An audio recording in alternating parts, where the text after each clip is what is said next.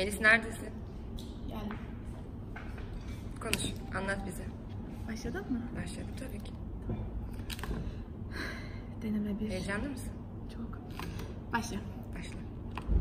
Merhaba arkadaşlar. Bugünkü videoda sizlere Bershka'da gördüğüm bir elbisenin dikimini göstereceğim. Mezun olduğum için 2 haftadır video yükleyemiyordum. Bu yüzden hem Mezuniyetini kutlayacağız işte. hem mezuniyetimi kutlamak hem de sizlere bir özür mabında mabında mı denir ona? Bilmiyorum açıkçası. İşte özür olsun diye bir hediye vermek istedim ancak ne vereceğimi bulamadım. Tam videoyu çekerken annem bir paket yollamış. Bana bu çok tatlı plaj çantasını örmüş. Ben de sizden birine vermek istiyorum. Detayları görmek için videonun sonuna gitmeniz gerekiyor. Tabii izleyerek gitmeniz gerekiyor. İzlemeden geçmeyin. Peki izlerken abone olmak?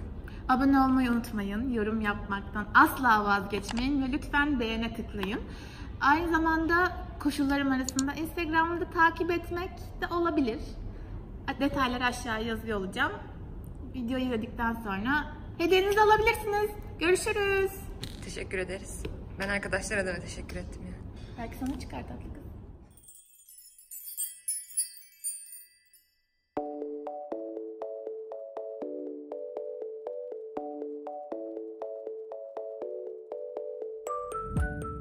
Bu elbise için ihtiyacımız olan bol kesimli bir crop top, bir de penye kumaş. Muhtemelen 1,5-2 metre kadar ihtiyacımız olacak. İkiye katladığım kumaşımın üzerine tişörtümü de ikiye katlayıp düzgünce seriyorum. 1 santim dikiş payı ekleyerek sabunla çiziyorum. Koldan ben birazcık uzattım.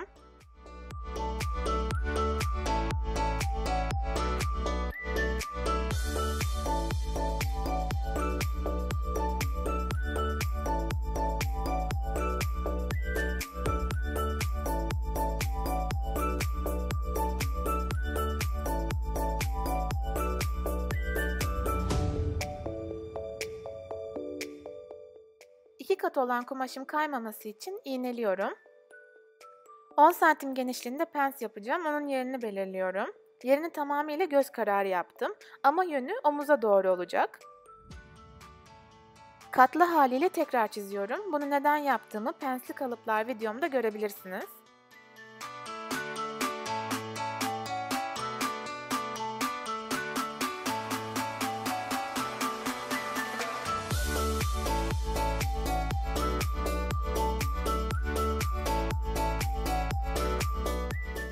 Ön parçamı kesiyorum.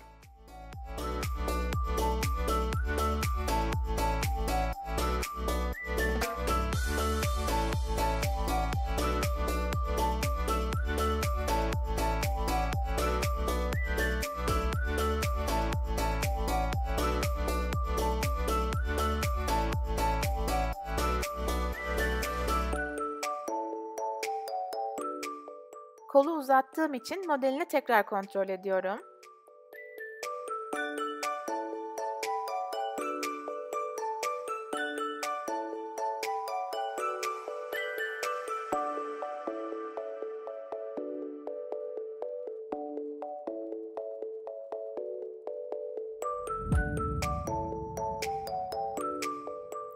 Arka bedenimi hazırlarken ön parçamdan referans alıyorum çünkü kolunda değişiklik yapmıştım ama boynunu çizerken normal tişörtümü referans alacağım.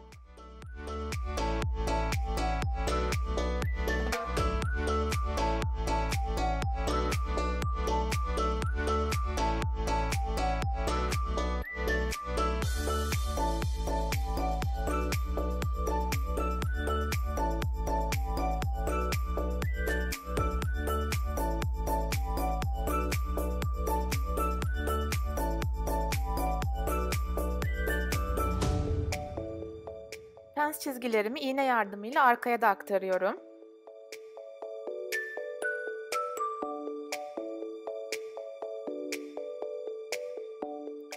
Örnek aldığım modelde ön bedenim 2 parçaydı. O yüzden 2'ye kesiyorum. Aslında buna hiç de gerek yok.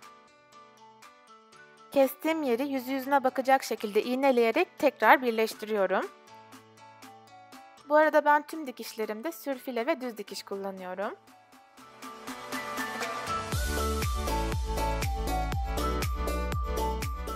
Arka bedenimle ön bedenimi de yüz yüzüne bakacak şekilde omuzlardan iğneleyip dikiyorum.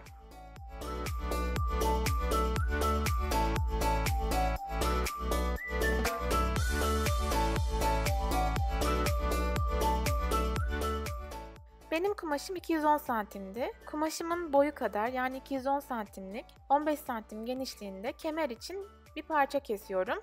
Daha sonra da bunu ikiye bölüyorum. Tersten uzunlamasına dikiyorum.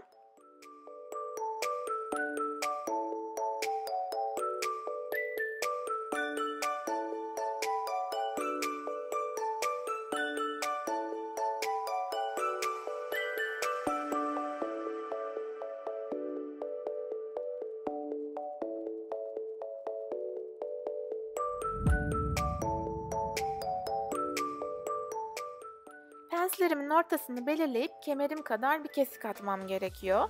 Burada önemli olan o elbisedeki V şeklini yakalayabilmemiz için cetvelimi koyduğum yöne dikkat etmeniz lazım. Omuzlara doğru çapraz olmalı. Diğer türlü o V şeklini yakalayamayız.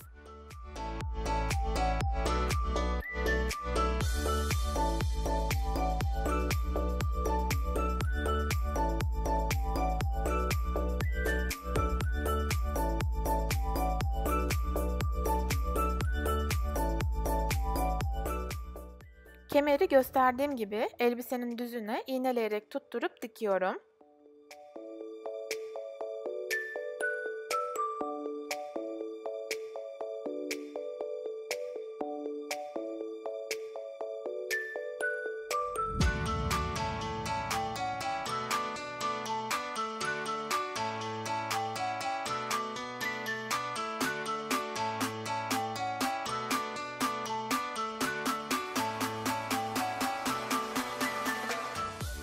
İğnelediğim yerden pensi 5 santim tersten dikiyorum ve kapatıyorum. Kemer çıkıntı gibi duracak.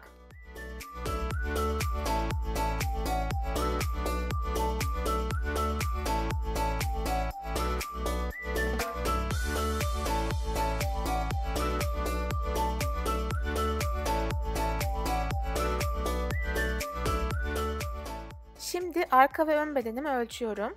Bu ölçülerde iki parça etek için kumaş keseceğim. Ben eteğin uzunluğunu 62 santim yaptım. Bu uzunluk kendinize göre ayarlanabilir.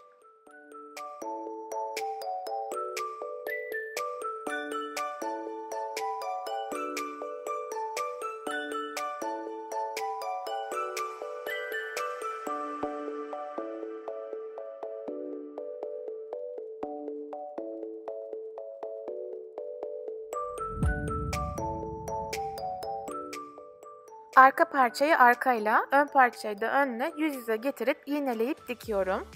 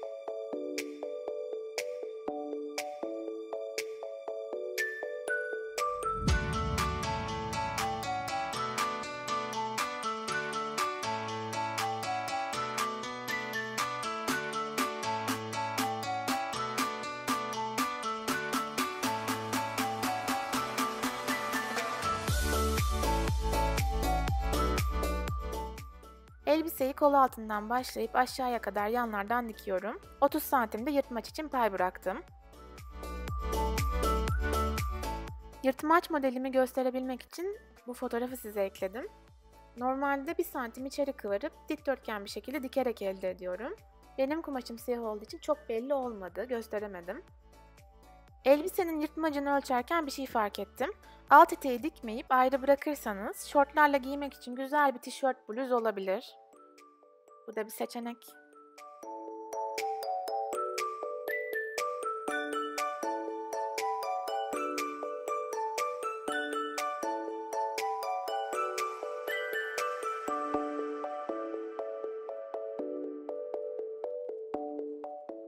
Yakayı ölçüp 4 santim kadar, yaka uzunluğundan 2 santim uzun biye kestim.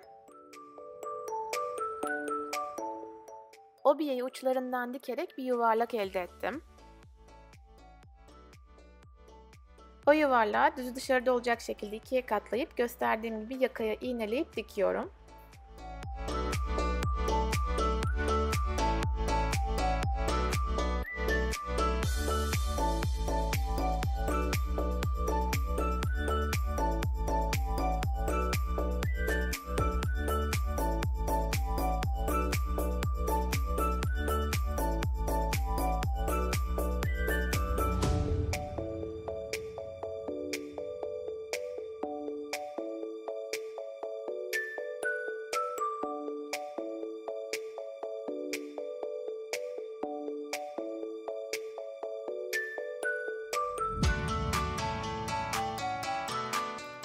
Biyeyi içeriye kıvırıp 1 milimetreden çime dikişiyle dikiyorum.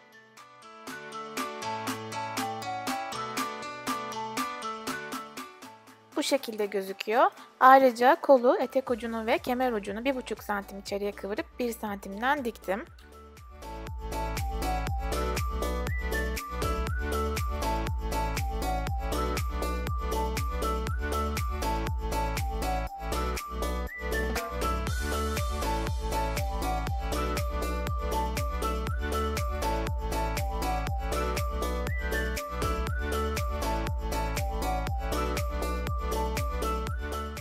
İplik fazlalarını temizleyince elbisem tamamıyla hazır olmuş oluyor.